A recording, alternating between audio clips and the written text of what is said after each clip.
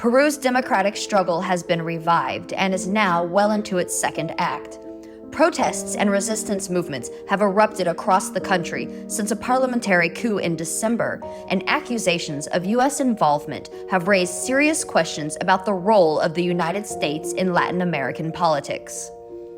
On December 7, 2022, Peru's democratically elected president, former schoolteacher and union leader Pedro Castillo, was removed from office, and Lima was subsequently occupied by protesters. The resistance movement continues to call for early elections and a new constitution, with the primary focus on indigenous communities in southern Peru. The balance between East and West today is precarious. Latin America, along with Africa, could tip the balance. We want the balance to tip in our favor.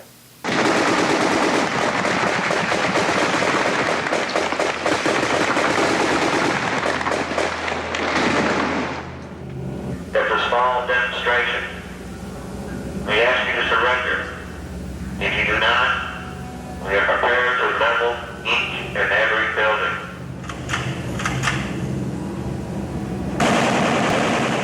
The United States has a long and sordid history of involvement in Latin American politics, from backing coups to outright overthrowing democratically elected governments.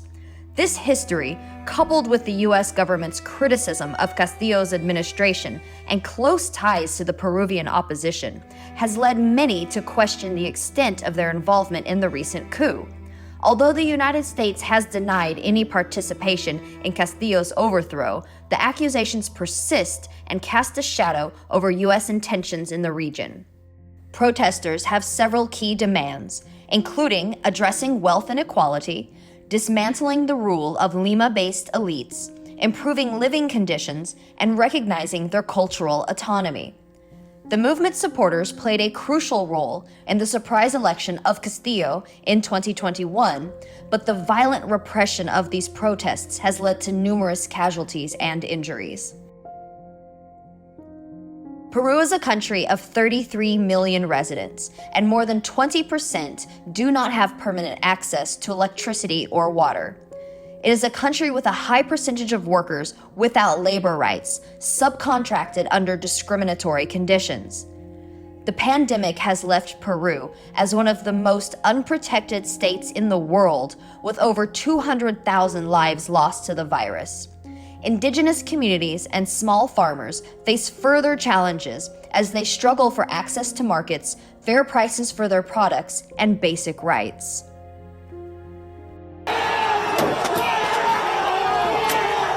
The current uprising can be traced back through a long history of discrimination and repression against the indigenous peoples of Peru, which dates back to the colonial era.